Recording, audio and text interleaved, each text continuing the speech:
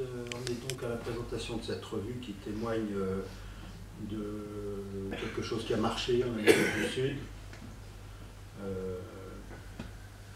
J'ignore pourquoi ça marche en Amérique du Sud, pourquoi Convergence marche en Amérique du Sud et a du mal à s'étendre ailleurs. En Chine, ça marche. Il y a une association, quoi. Très très longue marche en Chine. Oui, enfin bref, il n'y a pas de commune mesure entre le fonctionnement intéressant qui aboutit à la publication de cette revue en Argentine et puis ce que Convergence a réussi à donner en France, les difficultés qui tiennent sans doute au-delà de la méchanceté native des psychanalystes français entre eux. Il y a probablement un fait culturel et puis peut-être aussi l'imprimature de Lacan, des élèves de Lacan et la violence que ça a insufflé dans notre milieu et dont nous continuons à pâtir, en plus de la violence insufflée par Freud lui-même qui n'a pas été tendre avec ses élèves non plus. Voilà, alors bon, moi je vais peut-être dire juste un petit mot à partir de l'article que j'ai écrit pour cette revue et aussi à partir du titre lui-même qui inclut le terme de politique de la psychanalyse, dont plusieurs des orateurs ici présents à cette tribune ont rappelé qu'il s'agissait que la politique de la psychanalyse est celle du symptôme. C'est sans doute quelque chose qui mérite d'être soigneusement précisé parce que c'est une erreur, en tout cas c'est une erreur que Freud n'a pas fait, que de réduire la psychanalyse à la clinique. La psychanalyse, c'est aussi une anthropologie psychanalytique extrêmement audacieuse, sans doute une des anthropologies les plus audacieuses qui ait jamais été, puisqu'elle a une visée, on peut le dire, totalement impérialiste, c'est-à-dire que à partir du moment où il s'agit d'analyser les positions de discours, c'est encore un affadissement, c'est la position du sujet par rapport à n'importe laquelle de ses activités qui est orientée par son désir inconscient, eh bien la psychanalyse est fondée à en dire quelque chose. C'est-à-dire nous avons en effet une position impérialiste par tout ce qu'il est coutume d'appeler sciences humaines. Donc, considération de la politique de la psychanalyse qui déborde de beaucoup ce qu'on entend habituellement par symptôme, politique du symptôme, et qu'on ne peut pas se contenter d'élargir à ce qui serait seulement symptôme social, à ce qui serait lapsus social, l'équivalent des moments de crise, ou non. C'est simplement considérer que, comme le disait Freud, Freud a écrit dans une lettre que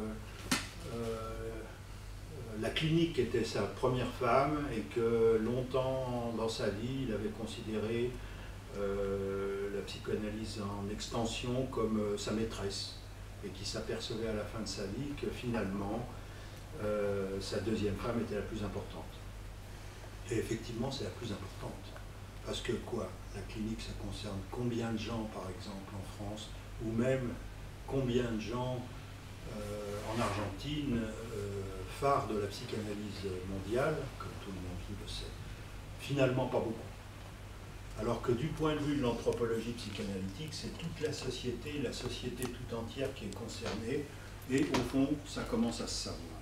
Ça commence à se savoir, je veux dire que partout où la psychanalyse est devenue un fait culturel, eh bien, par exemple, il suffit que si un homme politique fait un lapsus, ou, je veux dire, les journalistes ne se gênent pas pour interpréter ce lapsus, c'est-à-dire pour essayer d'y voir le désir inconscient. Bon, c'est pas grand-chose d'un seul politicien.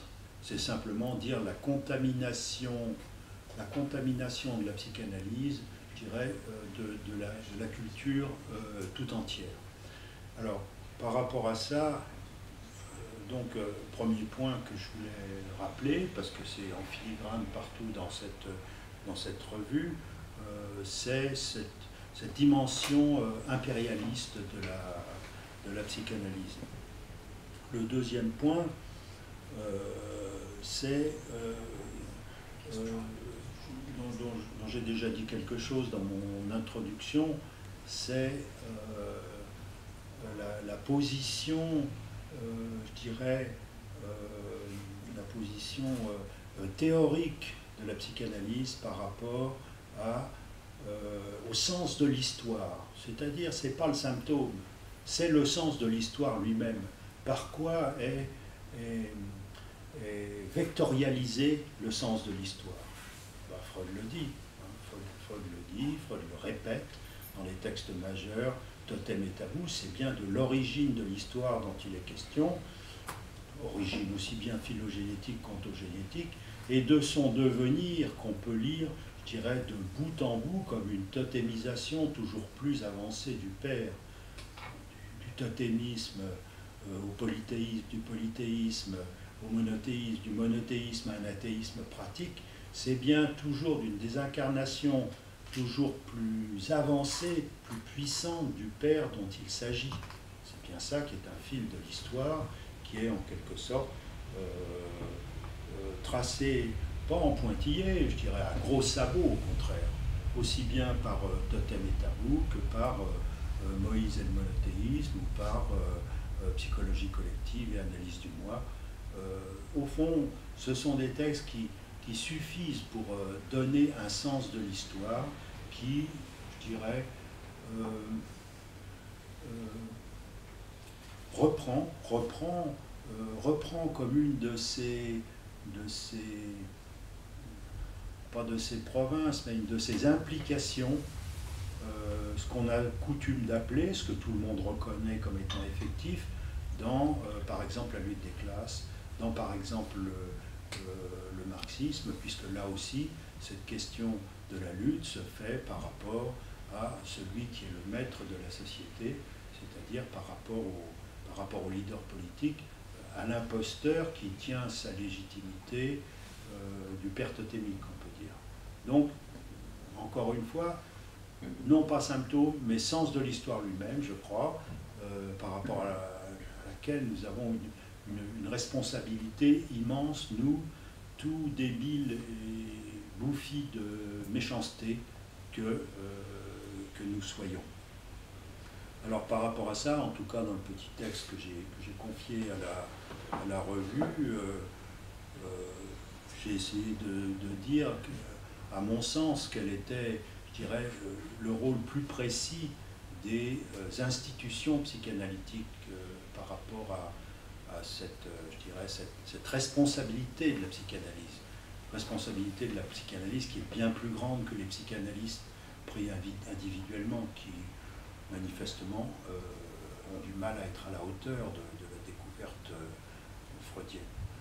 Eh bien, je crois qu'il y a d'abord le rôle de formation, c'est évident. Ensuite, un rôle de résistance, je dirais de résistance au lien social tel qu'il existe dans nos cultures.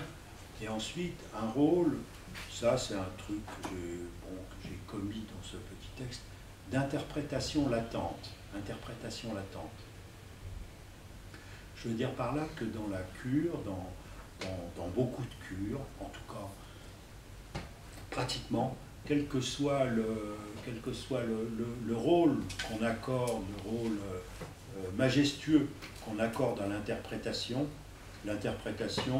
elle vient souvent, rarement, ou quand l'interprétation arrive, eh bien, c'est trop tard pour la faire, parce que, au fond, l'analysant l'a compris tout seul. Et donc, tout se passe dans beaucoup d'analyses comme si l'interprétation était restée longtemps latente.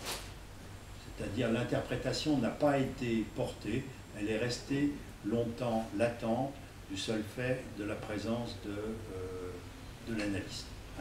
Interprétation donc implicite. Et je dirais que le fait que les analystes soient capables de résister dans des associations qui les forment, etc., a un rôle d'interprétation latente pour toute la société.